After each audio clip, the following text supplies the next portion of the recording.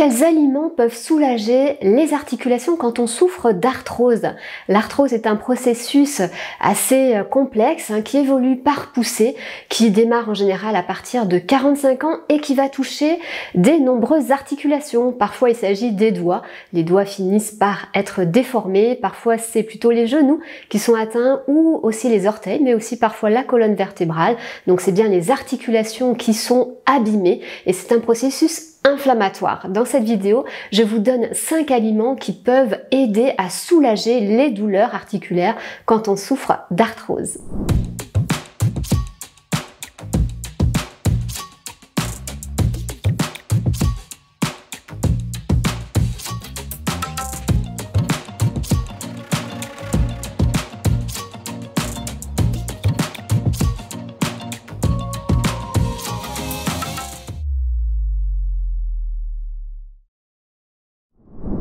Alors, l'arthrose, c'est un processus inflammatoire, donc comme je l'ai dit, qui peut toucher de nombreuses articulations.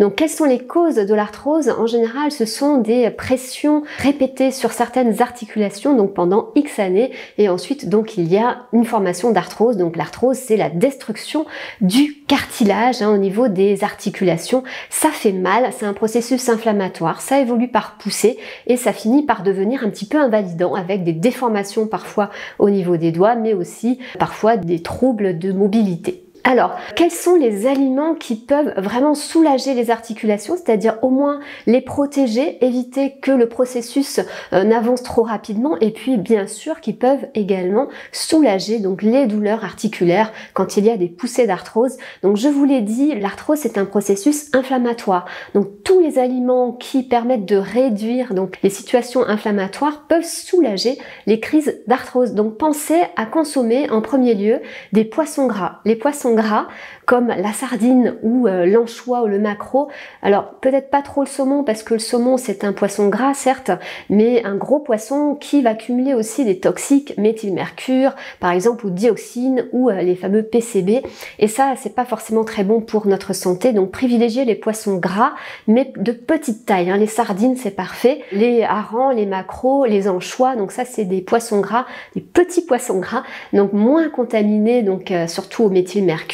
Et donc, il renferme les fameux oméga 3, les oméga 3 qui sont des acides gras polyinsaturés, qui sont particulièrement anti-inflammatoires, donc qui vont permettre de réduire les douleurs articulaires donc qu'on a quand on souffre d'arthrose. Vous pouvez en consommer une fois par semaine, je vous l'ai dit, donc il y a aussi des toxiques dans les poissons, donc c'est pour ça qu'il ne faut pas en abuser. Donc comme toujours, je vous donne des conseils de consommation, bien évidemment que ça doit être consommé dans le cadre d'une alimentation équilibrée et variée pour votre santé et votre bien-être. Donc le poisson gras, oui, ça va permettre de lutter contre les phénomènes inflammatoires. Et puis donc une fois par semaine, ça me semble très bien pour la consommation de poissons. Si vous n'aimez pas les poissons ou aussi pour compléter vos apports en oméga 3, je vous invite à consommer des oléagineux tels que les noix, les graines de lin ou les graines de chia qui sont particulièrement riches également en acides gras de type oméga 3, et puis bien sûr aussi certaines huiles végétales qui apportent des oméga 3 comme l'huile de colza, l'huile de noix, l'huile de cameline ou d'autres huiles donc, qui apportent des oméga 3. Donc ça c'était mon premier conseil, consommer des poissons gras pour donc leurs apports en oméga 3 mais aussi en vitamine D et d'autres éléments qui vont permettre de lutter contre les douleurs articulaires et le processus inflammatoire. Le deuxième aliment à privilégier donc quand on souffre d'arthrose, c'est l'ail. L'ail et ses multiples vertus, j'en ai déjà parlé lors d'une précédente vidéo, mais l'ail contient spécifiquement une certaine molécule qui va donc réduire, inhiber en tout cas l'action d'une enzyme dans le corps qui est responsable de la destruction donc du cartilage. Donc l'ail c'est fabuleux, je pense qu'on peut en consommer vraiment tous les jours, c'est vraiment important de consommer régulièrement de l'ail, donc une petite gousse d'ail dans une vinaigrette une fois pilée, ou bien alors intégrer dans vos plats chauds, dans vos plats à base de viande, de poisson, de légumes. On peut cuisiner de 1000 façons avec de l'ail, donc pensez-y pour ses atouts anti-inflammatoires et pour cette fameuse molécule donc qui permet de lutter contre la destruction du cartilage. Je fais une petite parenthèse, si vous êtes intéressé par mon approche nutritionnelle et que vous avez envie de télécharger un guide nutrition qui permet d'optimiser sa santé santé, son bien-être et sa silhouette, eh bien je vous invite à télécharger mon guide nutrition qui s'affiche à l'écran. Vous y trouverez mes meilleurs conseils donc pour manger le plus sainement possible au quotidien, pour être en bonne santé sur le long terme. Et donc dans ce guide, vous y trouverez également une semaine de menu et des recettes saines et gourmandes pour toute la famille. Pour télécharger ce guide, regardez sous la vidéo, vous y trouverez le lien de téléchargement. Alors, je reviens à ma liste d'aliments à privilégier quand on souffre d'arthrose. Je sais que c'est pas facile, ça fait mal. On voit ces articulations qui se déforment au fur et à mesure, donc on a envie de faire quelque chose pour ralentir le processus et pour se soulager surtout. Donc pensez aux poissons gras et donc à tous les aliments qui contiennent des oméga 3 pour leur action anti-inflammatoire. Pensez à consommer de l'ail, mettez de l'ail dans tous vos repas. Pensez également à consommer du brocoli et plus généralement des légumes à feuilles vertes tels que le chou kale, le chou frisé, les blettes, les épinards, tous ces aliments sont riches en composés antioxydants, en fibres, qui vont permettre de lutter également contre les radicaux libres dans l'organisme qui aboutissent au phénomène inflammatoire donc et à l'arthrose.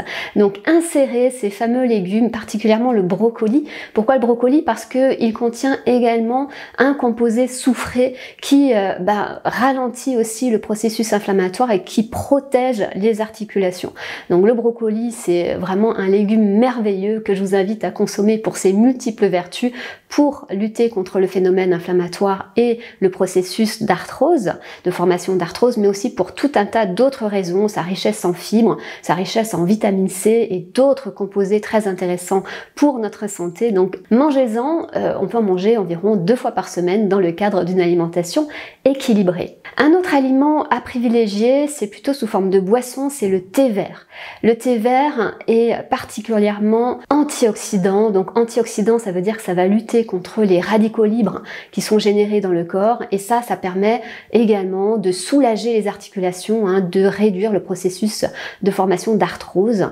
Donc pensez à intégrer dans vos menus, enfin pas vraiment vos menus, mais en tout cas à boire peut-être au petit déjeuner ou dans votre journée du thé vert. Et pour vraiment faire le plein de composés antioxydants avec le thé vert, je vous invite à privilégier plutôt le thé vert matcha. Pourquoi? Parce que le thé vert classique, il est infusé. Donc vous n'allez pas consommer vraiment les feuilles de thé. Vous allez profiter quand même de ces composés antioxydants, mais pas autant que quand vous consommez du thé matcha, qui est un thé que vous allez consommer intégralement, puisque ces feuilles de thé matcha, elles sont séchées, elles sont broyées finement. On obtient donc une petite poudre verte qu'on va pouvoir intégrer dans de nombreuses préparations, soit se faire un thé matcha avec du lait de vache, pourquoi pas, mais plutôt du lait d'amande sans sucre ou un autre lait végétal sans sucre ajouté.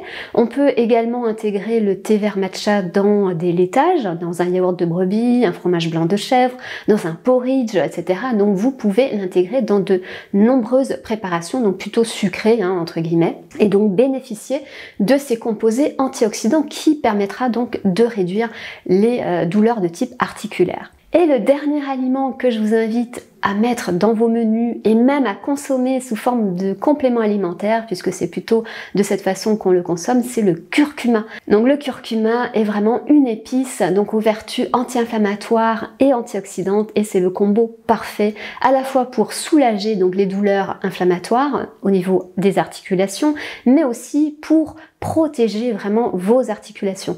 Donc vous pouvez bien sûr intégrer du curcuma dans vos préparations, dans des plats de légumes sautés, dans des plats à base de viande, à base de poisson, mais si vous voulez vraiment que ça agisse de façon optimale, je vous invite à faire une cure de curcuma, donc à le prendre plutôt sous forme de petites gélules que vous allez pouvoir donc choisir en parapharmacie par exemple. Alors attention, parce que le curcuma, c'est pas pour tout le monde, il peut y avoir des contre-indications, notamment quand on souffre de problèmes hépatiques ou bien quand on prend certains médicaments, notamment des anticoagulants. Donc à chaque fois de toute façon que vous prenez des compléments alimentaires, je vous invite toujours à poser la question à votre médecin si vous avez une maladie particulière ou un traitement au long cours, à poser la question est-ce que vous pouvez prendre donc ce complément alimentaire pour X ou Y raison. Donc voilà, je pense que j'ai fait un peu le tour.